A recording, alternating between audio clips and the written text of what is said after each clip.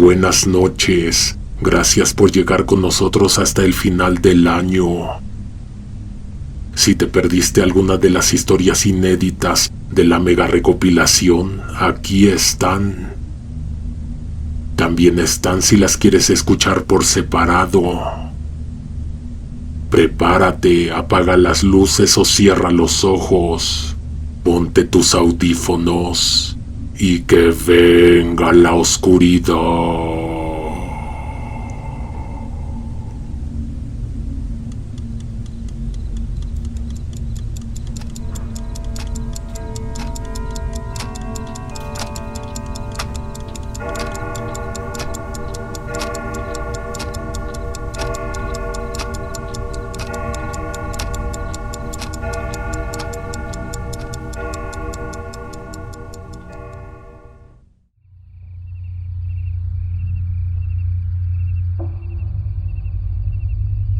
Me acuerdo que mi hermana le sufrió con el Beto.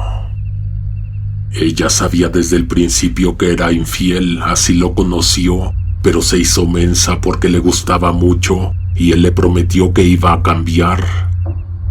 Mi hermana sabía que el cabrón nunca iba a cambiar. Lo sabía porque lo andaba siguiendo a todos lados, le checaba el teléfono, los pantalones. A veces lo seguía o le decía a sus amigas que lo anduvieran checando. Por ejemplo, Marta, una de sus amigas, vivía cerca de donde trabajaba el Beto y luego se iba a dar sus vueltas y le reportaba a mi hermana. Mi hermana era tóxica, pero él también, el uno para el otro, para ser honestos. Una vez el tipo la dejó plantada en la casa, según la iba a pasar a recoger para que fueran a una fiesta, pero nunca pasó. Pues tú crees que eso iba a detener a mi hermana. Ella de todos modos fue. Ni sabía dónde era, pero se fue. Se salió a ver, a buscar para dónde jalar. Entonces eran como las 9 de la noche. Yo le dije que no fuera o que yo la acompañaba, pero bien grosera me dijo que me fuera a la chingada. La mañana siguiente me contó lo que te voy a contar ahorita mismo. Se fue sin rumbo, se echó a caminar al metro y por ahí se fue haciendo llamadas. Hay gente muy buena para rastrear, mi hermana una de ellas. En minutos descubrió el rumbo de la fiesta, aunque no la dirección exacta. Así que se fue en chinga en dirección Indios Verdes. ¿No eres de la Ciudad de México? Indios Verdes es una zona difícil, conflictiva la mayor parte del día. Ahí converge muchísima gente porque es la principal entrada para los que vienen de fuera a trabajar. También es peligrosa en muchos sentidos, hay muchos vehículos, muchas personas cambiando de transporte, puestos callejeros, zonas bulliciosas, pero también otras muy apartadas. Pues mientras averiguaba bien dónde era la fiesta, ella ya iba en el metro en aquella dirección. Obviamente en el camino se fue haciendo ideas de que seguro andaba con tal vieja que porque esa vivía al norte de la ciudad.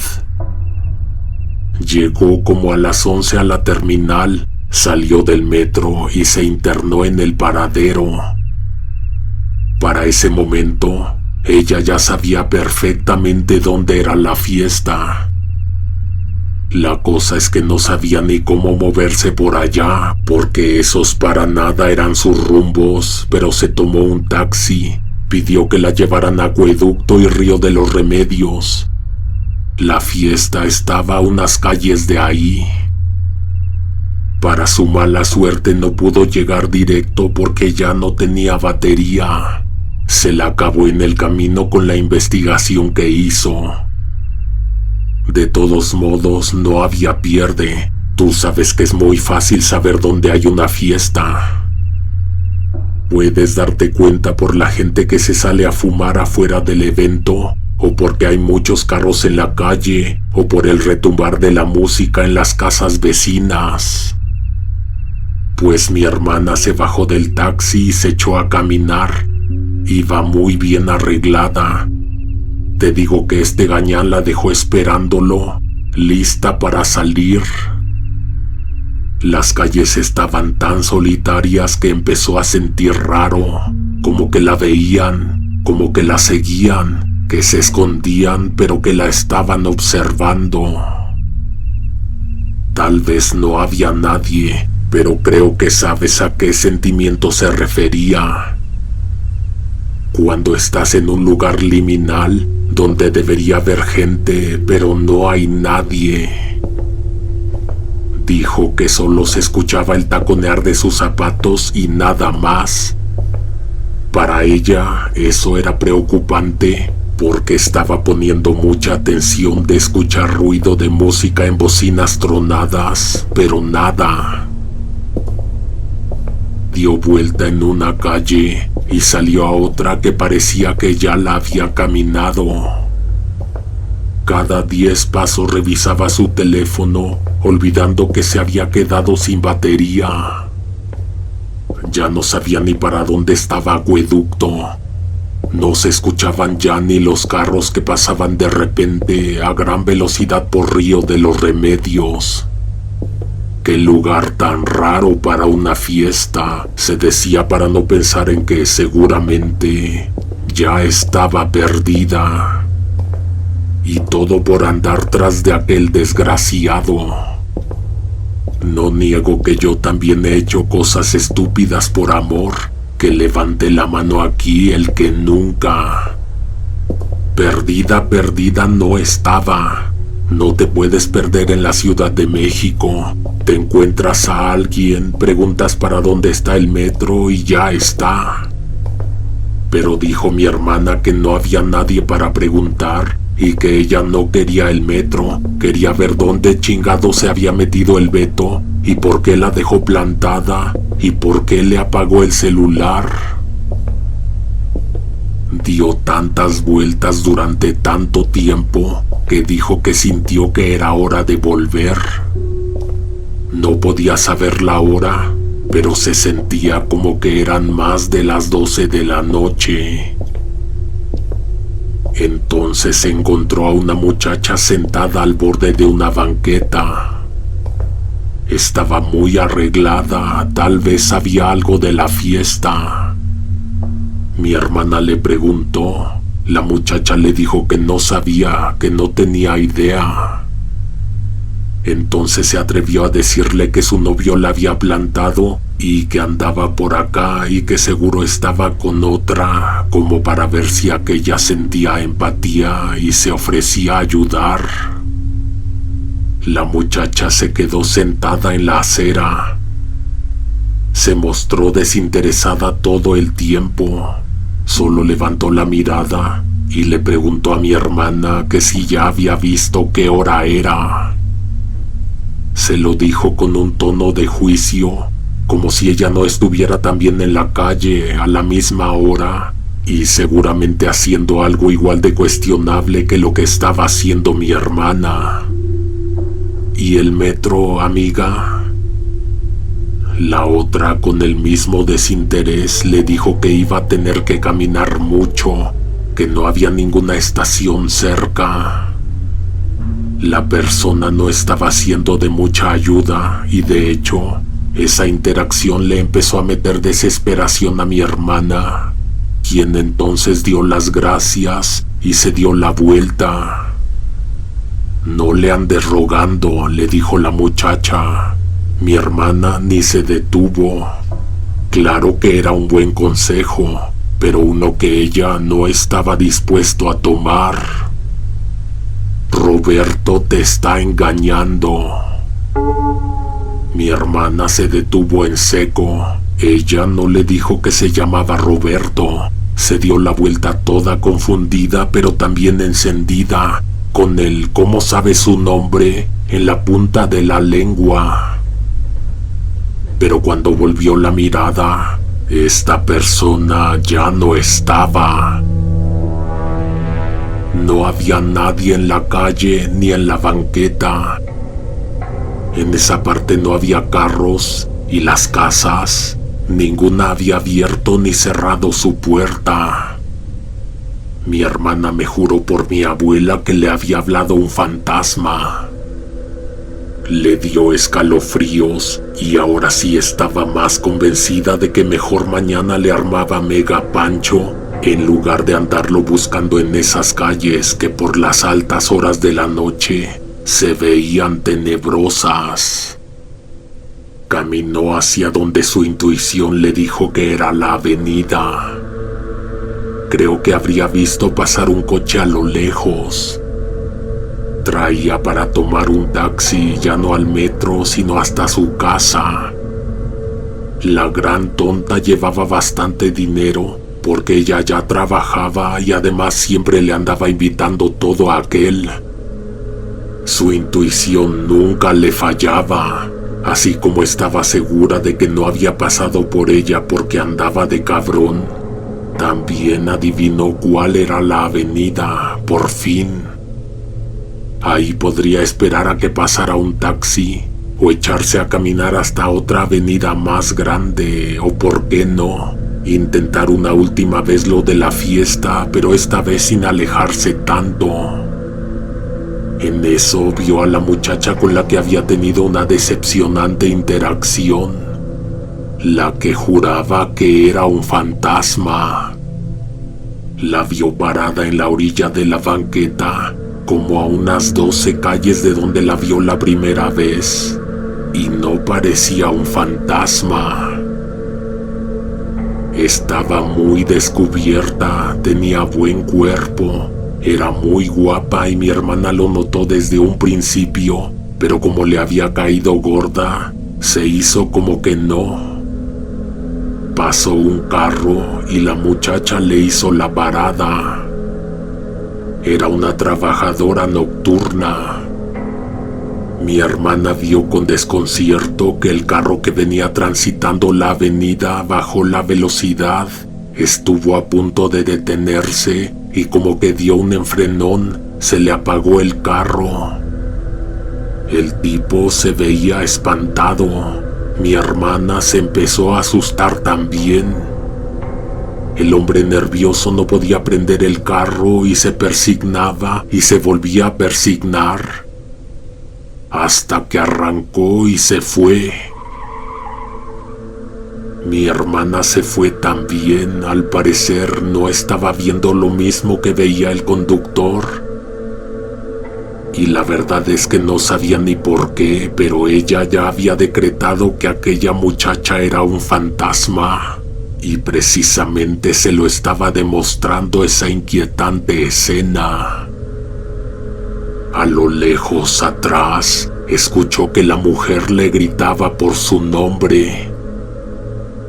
Quiso voltear, pero se resistió, empezó a caminar más rápido, luego se quitó los zapatos y se echó a correr por debajo de la calle.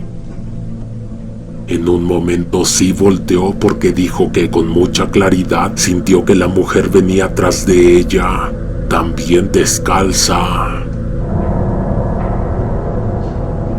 Volteó, no vio a nadie en la avenida y sintió escalofríos. En ese punto ya no estaba pensando en su güey, iba bien alerta que no le fuera a salir otra vez la muerta. Estaba que se moría de ganas de llegar a Indios Verdes o lo que le quedara más cerca. Entonces, como si se le hubiera abierto el cielo, escuchó bocinas reventadas, vio a unos güeyes orinando detrás de un carro y luego a un grupito de gente que venía cargando un cartón y traían botellas, refrescos y una bola de hielo. Allá era la fiesta. Mi hermana, ¿sabes qué hizo? Se sentó en el cofre de un carro, sacó de su bolsa sus cosas que tiene para pintarse. En minutos se arregló la cara, el cabello, se puso sus zapatos de nuevo y caminó para la fiesta, preparada para hacer un drama, una escena monumental. Bueno, eso no me dijo ella, pero todos sabemos la razón por la que estaba ahí. Era en una casa justo como se lo imaginaba, y ahí estaban casi todos los que veía siempre. De hecho, uno de los amigos de Beto se la encontró en la entrada y haz de cuenta que hubiera visto al diablo. Sacó en corto su celular y seguramente le marcó a aquel. Otro amigo de Beto la vio y se regresó por donde venía para ir a avisarle. Mi hermana lo siguió, dio con él. Él alcanzó a dejar a la persona con la que estaba. El tipo rápido se movió a la puerta y se salió. Muy listo él para que no le hicieran la escena enfrente de todos. Estuvieron discutiendo un rato sin llegar a nada, él haciéndose la víctima como siempre, y en una de esas, el dueño de la casa que se les acerca le dice algo al oído a él y que se van juntos caminando rápido. Se metieron a la casa, cerraron la puerta y hasta se escuchó que le pusieron doble llave. Dejaron a mi hermana hablando sola, y discúlpame, pero se lo merece por estar de rogona. Era obvio que él estaba con alguien más. ¿Para qué necesitaba más explicación? Sin embargo, se quedó afuera de la puerta un rato, en lo que pensaba qué hacer. Por fortuna se pudo tranquilizar después de estar llorando como unos 10 minutos, y entonces decidió que era mejor irse. Por cierto, dijo que desde que le cerraron la puerta, le subieron a la música por si gritaba o por si volvía a tocar. Ya se iba cuando escuchó que alguien le hablaba. Una mujer en la casa de al lado, asomada desde la rendija entre el portón y la fachada. Mi hermana se acercó a ver, pero se detuvo y luego se hizo para atrás. Por eso no te quería decir. Esa era la tercera aparición de aquella muchacha bonita. Mi hermana se fue, corrió hasta la esquina espantada y le bajó el ritmo hasta después de que vio que no traía a nadie atrás. Caminó como 45 minutos y por fin llegó a Insurgentes Norte. Con nosotros a la casa llegó como a las 4 de la mañana. Yo honestamente no me di cuenta y mi mamá por milagro tampoco. Bueno, es más, creo que ni siquiera se enteró de que aquella anduvo afuera hasta altas horas de la noche. A mí me lo contó cuando le pregunté por qué parecía como que no había dormido nada en toda la madrugada. Sé que mi hermana me tiene confianza, pero creo que algo como eso no me lo hubiera contado a mí.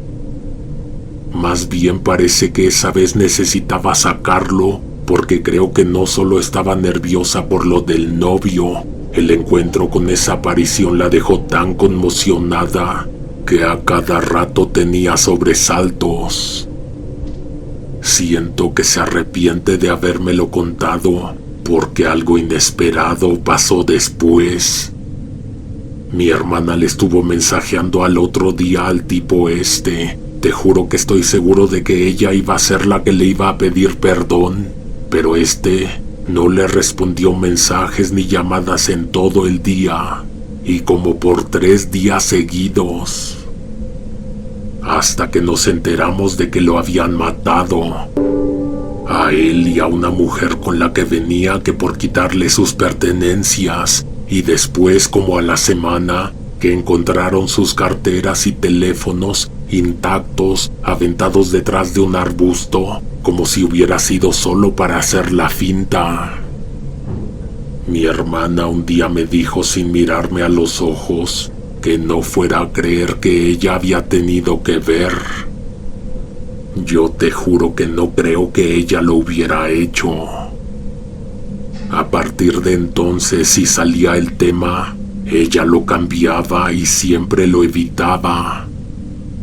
Pasó como medio año y creo que a mí también se me olvidó. Una tarde me encontré a mi hermana de regreso de trabajar, pero ella no me vio. Venía acompañada de una muchacha bonita. Te mueres si te digo que era la muchacha que me describió. La que se le apareció en Acueducto. La verdad, no sé qué decirte. Pues iba detrás de ellas, no acechándolas, pero iba a llamar su atención hasta que las alcanzara. Entonces, la persona que caminaba con mi hermana sintió mi mirada y volteó. Me vio como espantada, le dijo algo a mi hermana y como que se apartó, se escondió en la entrada de una casa. Te juro que me dio un buen de miedo, o sea, como por qué o para qué se esconde de mí. Mi hermana se detuvo, me miró hacia donde se había escondido su acompañante. La alcancé, ella me saludó muy natural, como sin nada. Yo estaba buscando a la mujer con la que venía y no la vi, pero hasta me dio escalofríos porque no había donde se hubiera podido meter. Le pregunté a mi hermana y se hizo la loca. No sé qué pensar. Espero que no esté escuchando esto porque me mata. Tú tienes teorías, me gustaría escucharlas porque esto no me hace sentido a mí. De alguna manera siento que alguien la está cuidando y eso está bien, pero sentido, explicación, no se lo encuentro.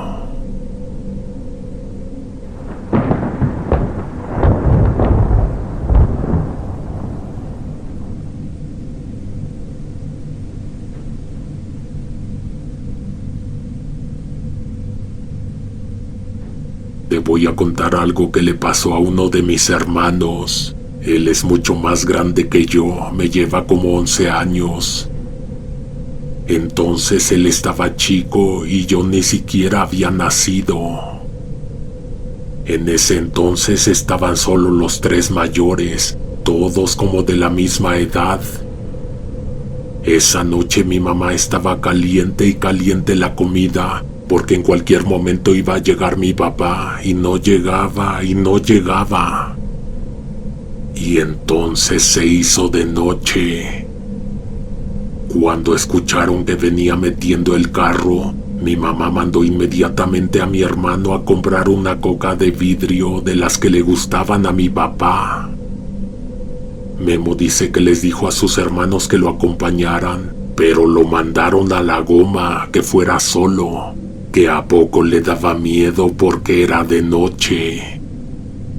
En aquel entonces las calles no eran peligrosas como lo son ahora, solo que la tienda que estaba abierta a esa hora estaba lejos y había algunas partes que estaban muy oscuras.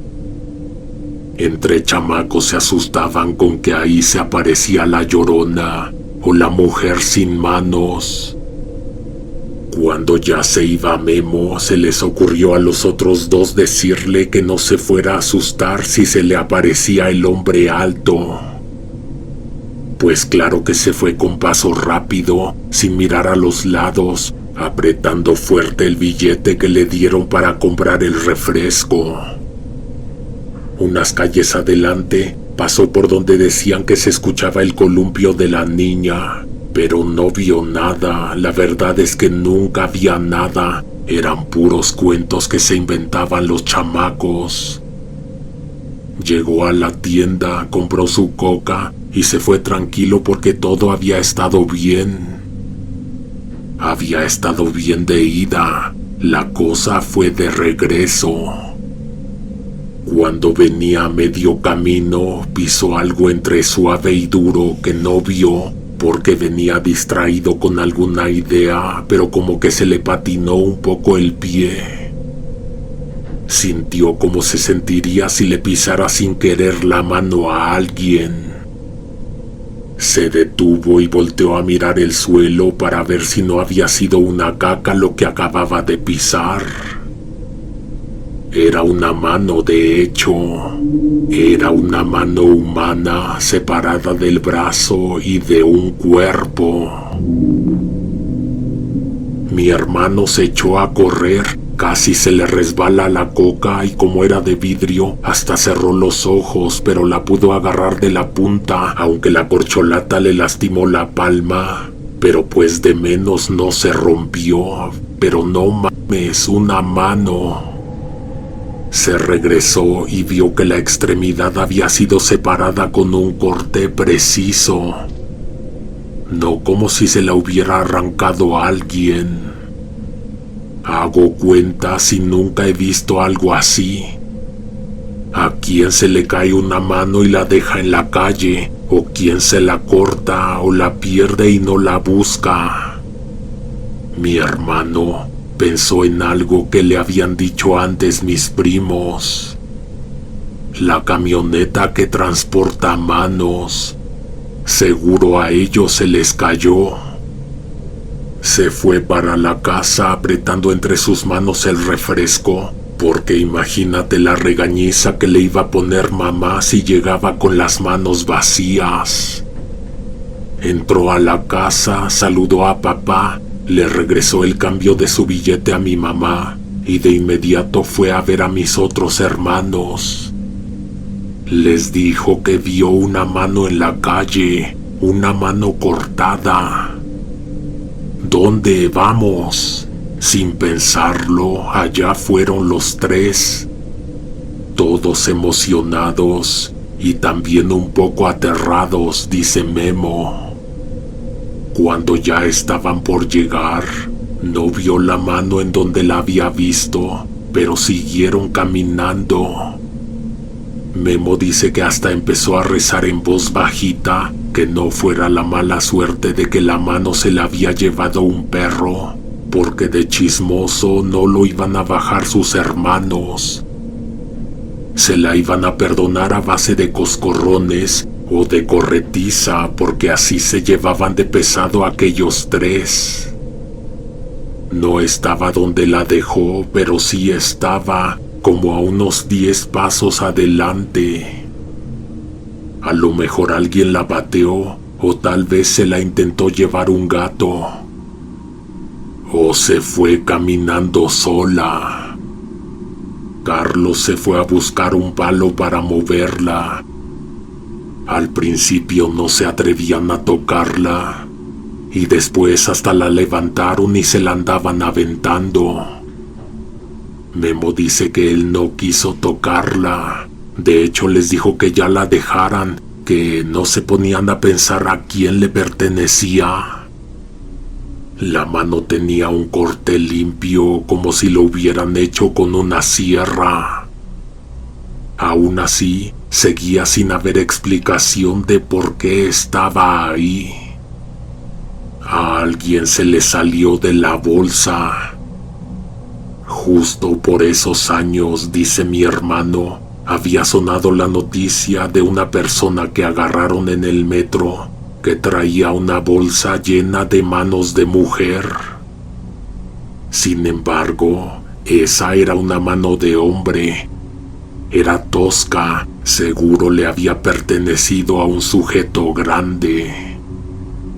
César la levantó por última vez, pero ya no para aventarla. La metió en su mochila y los otros dos le preguntaron que qué iba a hacer. Y él dijo con una risita que le iba a dar un susto de muerte a Meche. Para unos niños maldosos y traviesos como eran Carlos y César, era la perfecta oportunidad para hacer bromas y molestar a los demás. Híjole, lo único que puedo decir es que de niño uno no dimensiona muchas de las tonterías que luego se nos ocurrían. Meche sufría del corazón y un sustito como esos la podría poner en el cementerio. Ya iban de regreso a casa cuando César mismo sintió una punzada horrible en un costado de la espalda un poco arriba de la cadera. A como lo describe Memo, el chamaco se estaba retorciendo de dolor. Gritó como no se permitía gritar enfrente de aquellos dos que por cualquier cosa le echaban carrilla. Dijo que sintió un pellizco pero macizo o una mordida. Cuando se reincorporó de aquella repentina convulsión, se puso a sacudirse toda su ropa porque entonces dijo que sintió que una araña le caminaba en la espalda. Araña, tarántula más bien. Pero ¿cuál tarántula si era la mano esa que traía o debía traer en la mochila? Efectivamente, cuando mis hermanos revisaron la bolsa, adentro no había nada. Y la mano César la siguió sintiendo en el cuerpo. Ya no estaba, pero como que le quedó marcada la sensación por semanas. Llegando a casa les preguntaron qué les había pasado porque los tres venían pálidos, pero nadie se atrevió a decir. Ni ese día, ni durante muchos años. Al día de hoy, César para nada cuenta sobre lo sucedido. Carlos tampoco, pero Carlos vive en Sonora. A César lo vemos seguido, y cuando se descubre la camisa o se le llega a ver la espalda, ahí todavía tiene la marca del pellizco.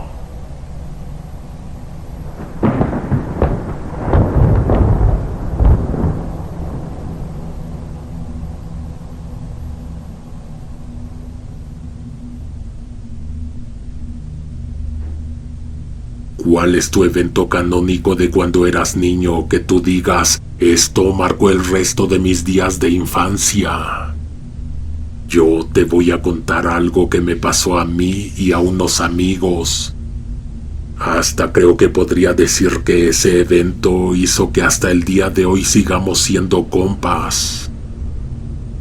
A mí no me dejaban ir a las maquinitas, a las chispas como se le decía entonces, a jugar el Metal Slug, el King of Fighters, 250 juegos de Neo Geo, hasta el Mario 64 tenían en una consola. Ni a ellos los dejaban, pero nosotros íbamos, Sergio, Manuel, Alan, a veces Iván y yo. Tendríamos entre 13 y 16 años, casi todos éramos de la misma edad. Yo era el más chico. ¡Qué buenas aventuras! Una vez nos escapamos los 5. Era cumpleaños de Alan. Toda la tarde en las maquinitas. Hasta las 9 que cerraron el local nos regresamos. Pero en el camino dijimos que, y si nos cooperábamos entre todos, nos alcanzaba para una pizza y un refresco grande. Nos la comimos en las escaleras de una tienda de deportes que ya nunca abría, que estaba al lado de las pizzas. Máximo, serían las 10 de la noche. A todos se nos estaba pasando el tiempo rapidísimo. A esa hora seguro ya nos estaban esperando, o como siempre, a Sergio su mamá lo salía a buscar y lo regañaba enfrente de todos. Ya veníamos para nuestra calle cuando vimos a una persona sentada en el suelo de la banqueta, recargada en la pared de la papelería. Veníamos en lo nuestro, pero yo lo vi. Peor que a mí desde niño siempre me dieron miedo los indigentes o los borrachos, porque una vez a una tía la atacó un sujeto que estaba sentado en una posición parecida. Fue Iván el que iba más cerca, el que notó que más bien era un muerto.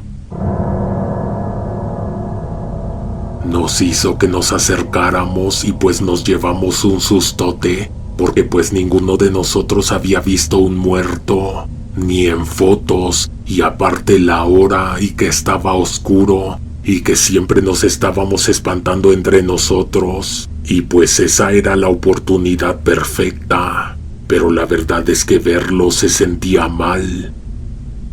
Estar ahí y ver un muerto se sentía raro. Yo sentía como que le estábamos faltando al respeto. Hasta me persigné. Los demás hicieron lo mismo, creo solo por seguirme o por costumbre. En ese momento no podía saberlo, pero por lo que recuerdo, ahora te podría decir que el tipo tenía fácil unos 4 días de fallecido.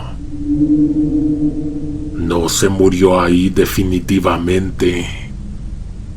Aquella es una calle muy transitada, no podrían pasar ni 2 horas sin que nadie notara a esa persona. Probablemente toda una madrugada, pero jamás 4 días seguidos. Tenía hinchada la cara, la piel grisácea, cuarteada, los ojos derramados, blanquecinos. Le había escurrido sangre por la nariz y ya estaba seca. La boca la tenía abierta y llena de moscas, y además había cierto olor.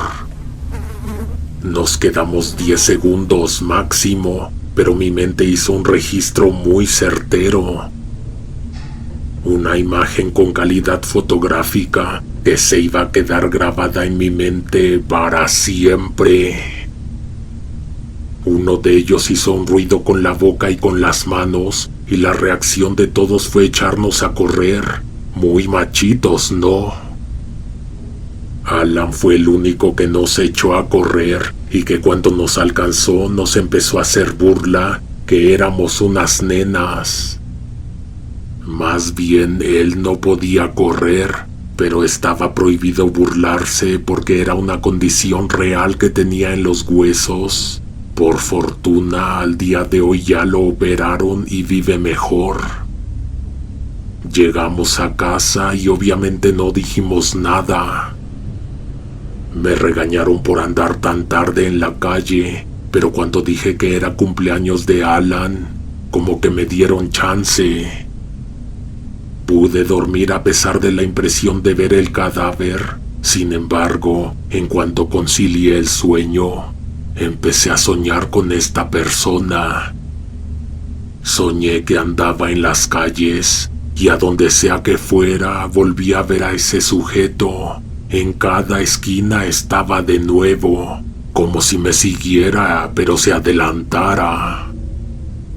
A la mañana siguiente desperté de un jalón porque sentí que alguien me estaba viendo y me levanté espantado, pero era mi mamá.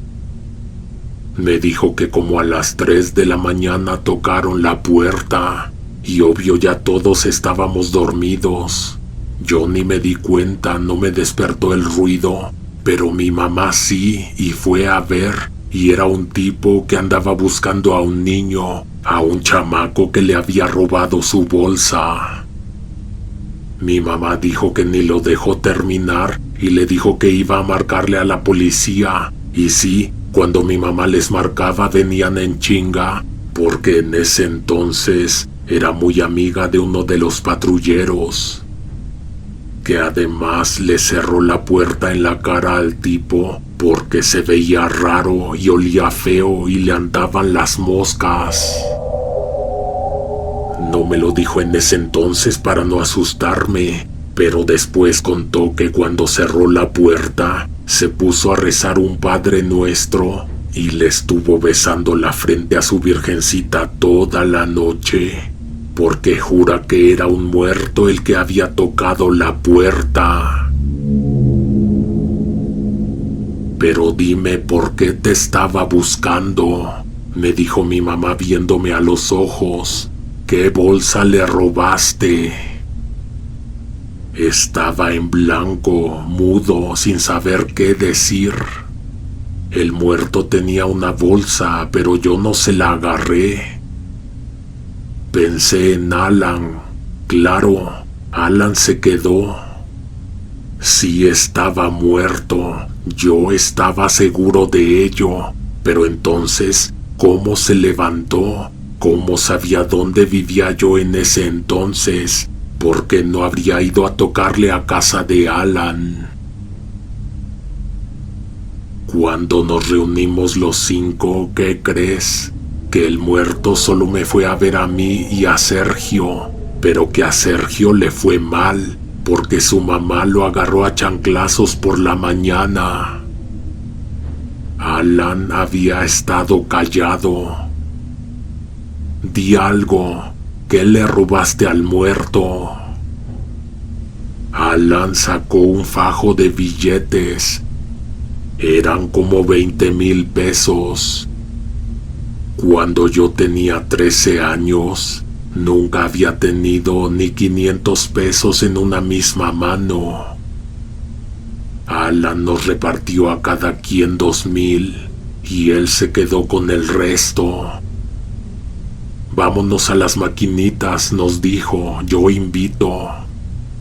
Paramos un taxi y mejor nos fuimos a una plaza y entramos al cine y pedimos palomitas, nachos, todo en combo, refrescos. Luego fuimos a un local gigantesco con maquinitas de esas que tienen hasta para encestar balones de básquet, juegos con pistolas de agua, el mazo y los topos. A Alan nadie le hizo pregunta alguna, sino hasta que se nos terminó el día. Sería que nadie quería arruinar la salida con respuestas a preguntas que realmente nadie quería saber. Había muchísimo dinero en la mochila que Alan se trajo. Había 75,000 pesos. Dijo que con nosotros solo se gastó esos 20,000. El resto del dinero lo guardó y con eso pagó una operación como 2 años después. A mí me alegra que esta historia haya terminado bien para nosotros, porque honestamente me apena también saber que nos pasamos una excelente tarde de excesos gracias al dinero de un hombre muerto. Pero aquí no termina. A mí me fue a tocar una segunda vez la puerta de mi casa y mi mamá volvió a abrir, y esta vez sí me desperté porque mi mamá gritó bien fuerte y no era para menos. El sujeto se había presentado en estado avanzado de descomposición. Pero ni modo de decirle que fuera a buscar a Alan, que él tenía el resto del dinero. Tal vez debía haberlo hecho, pero ya lo había pensado y me daba miedo que lo fuera a buscar para matarlo. Esa fue la última vez que me tocaron a la puerta de la casa. Yo le tuve que confesar a mi mamá porque tú crees que me iba a aceptar no sé por qué un muerto viene a buscarme a mi casa en la madrugada. Hasta que la llevé a donde lo había visto y ella vació 1 litro de agua bendita y rezó. No sé si eso haya servido, pero de verdad que aquel muerto ya no volvió a la casa a espantar a mi mamá.